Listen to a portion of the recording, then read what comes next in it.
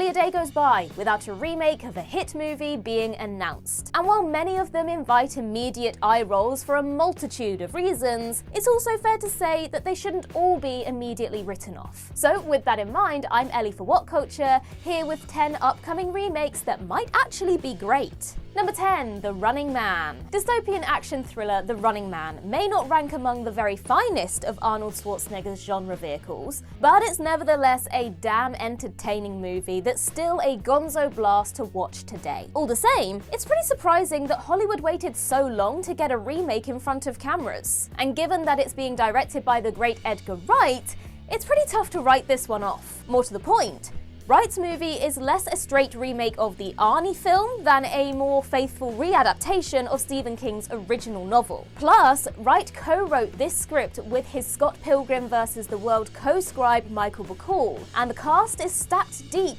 with lead Glenn Powell being joined by Katie O'Brien, Josh Brolin, Lee Pace, Michael Cera, Emilia Jones, and William H. Macy. While the new Running Man will never replicate or replace the over-the-top camp of the 1987 film, with so much talent in front of and behind the camera, the odds are that it'll be a worthy new take. Number 9, How to Train Your Dragon. It's fair to say that nobody needed a live-action adaptation of How to Train Your Dragon. And considering Disney's rather lackluster spate of live-action takes on their most beloved animations, it's certainly reasonable to be skeptical of Universal's efforts here. But there is one major plus to this remake. It's being written and directed by Dean DeBlois, who served as a writer and director on all 3 prior animated How to Train Your Dragon films. So it's fair to say that DeBlois probably understands what made the original movie work better than anyone else, even if this is his first foray into live-action filmmaking. He clearly knows how to tell this story and deliver breathtaking visuals.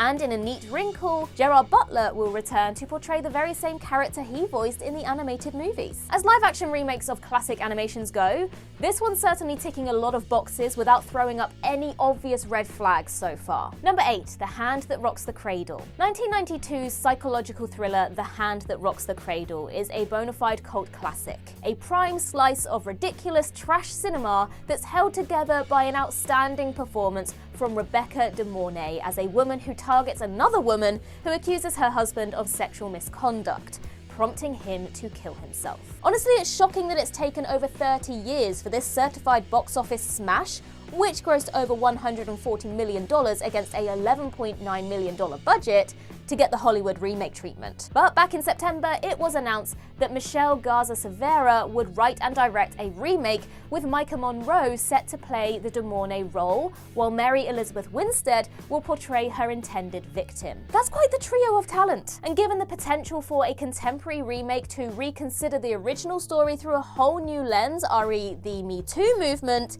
it shouldn't feel like a redundant retelling. Number 7, Highlander. There's no denying the indelible cult appeal of 1986's fantasy actioner Highlander. And though its success on home video led to 4 sequels and 2 spin-off TV shows, the franchise has more or less laid dormant since 2007. But the very next year, Summit Entertainment acquired the rights to the IP and announced that a remake was in the works. Development of the new Highlander stalled for years until 2016, when John Wick filmmaker Chad Stahelski was confirmed to be directing. Given Stahelski's phenomenal success with the John Wick franchise, and his promise that his Highlander would be John Wick with swords, it's easy to be excited about this. Furthermore, Henry Cavill has been cast to play the lead role of Connor McLeod, while Michael Fassbender is reportedly being eyed for the villain. Honestly, what's not to like about this? With Stahelski leading the charge, there's every chance this remake takes Highlander in a bold, new direction rather than simply trying to imitate what came before. Number 6, The Naked Gun.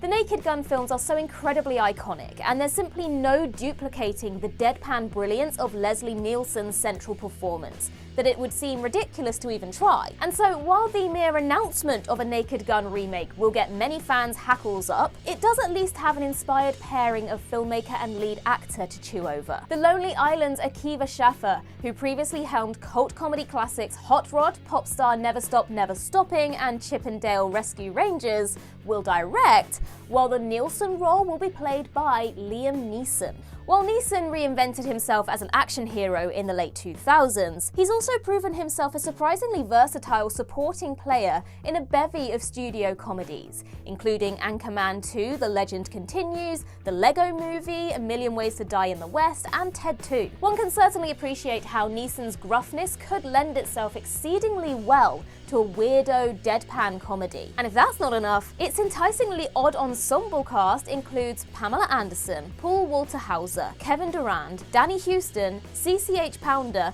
Busta Rhymes, and even WWE superstar Cody Rhodes. Number 5, The Bride. Though there are many screen adaptations of Mary Shelley's Frankenstein, the 1935 spin-off Bride of Frankenstein remains a singular entity, at least until next year. While remaking such an iconic genre classic will give some a moment for pause, it's worth considering the pedigree behind this new take. Firstly, Maggie Gyllenhaal will serve as writer-director of The Bride, hot off the success of her acclaimed 2021 directorial debut, The Lost Daughter. Moreover, the cast for this thing is stacked deep, with Jessie Buckley playing Frankenstein's bride, while Christian Bale will portray Frank himself, and the rest of the ensemble is filled out by Penelope Cruz, Peter Sarsgaard, Annette Bening, John Magaro, and Jake Gyllenhaal. Intriguingly, the film is reported to feature, quote, big dance numbers, and is armed with a budget of over $100 million, which should ensure that it is quite the lavish departure from its almost century-old predecessor. James Whale's original film is absolutely indelible, but given that the Bride of Frankenstein story is far from played out, it's tough to be skeptical about this remake. Number 4, High and Low. Remaking any Akira Kurosawa film is basically a thankless task.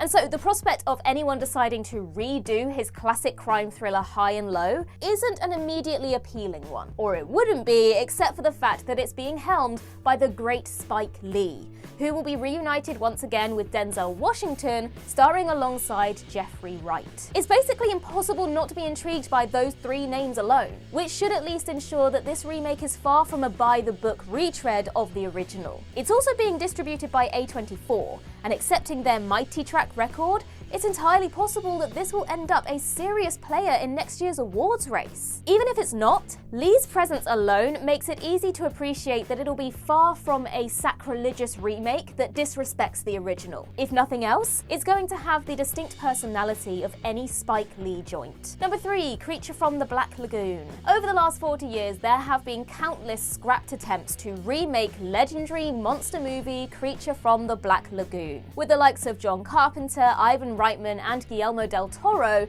notably taking a crack at it to no avail. But back in August, James Wan was confirmed to be mounting the latest attempt at a remake. And given one's history of steering troubled productions out of pure disaster territory, looking at you, Furious 7 and Aquaman and The Lost Kingdom, there's a strong chance it actually goes before cameras this time. Considering one's penchant for producing smart, visually striking and fearlessly off-the-wall horror films from Saw to Malignant, he's certainly an interesting pick to helm this remake. There's no word yet on who will be playing the two lead roles, though back in 2020, Universal was busily courting Scarlett Johansson and Chris Evans to appear in a different version of the remake. It would certainly be interesting to see the A-list duo working with a filmmaker as irreverent as one, as unlikely as that is to actually happen. Number 2, Possession. 1981 horror classic Possession is an absolutely unforgettable experience, and widely regarded as one of the greatest horror films of all time. To many fans, it's a film that simply shouldn't ever be remade, especially as Isabel Adjani's central performance is so singularly mesmerizing and basically impossible to top. Though an Indonesian remake was quietly released earlier this year, it was also recently confirmed that a Hollywood remake is in the works, from Smile director Parker Finn, with Robert Pattinson set to star. Given the enormous skill that Finn has shown as a filmmaker on both Smile movies, and Pattinson's nose for sniffing out worthy art house projects, there's every possibility that this thing really works, even if it'll never replace the original. Ultimately, it will probably come down to who Finn casts in the central role this time, because it's easy to picture the likes of Mia Goth, Nell Tiger-Free, and even Smile 2 star Naomi Scott knocking it out of the park. Of all the announced horror remakes to be afraid of, possession really shouldn't be one of them. Number 1. Bugonia. Bugonia is the title for the impending remake of 2003's sci-fi comedy Save the Green Planet, which revolves around a man-child who believes that Earth is on the brink of an alien invasion and sets about kidnapping the man he thinks is a top-ranking extraterrestrial to prevent it. There's such a beguiling specificity to this madcap slice of South Korean cinema that it's easy to appreciate how a Hollywood remake would almost certainly strip most of the personality away. Except, of course, that Begonia is being directed by the great Yorgos Lanthimos, with Jesse Plemons playing the kidnapper role and Emma Stone his victim. Regardless of your feelings about English language remakes of classic world cinema, that's an incredible roster. In the very least, Lanthimos is going to deliver a totally uncompromising and brilliantly acted retelling. I mean, that's the worst case scenario, but of course, it could be so much more than that.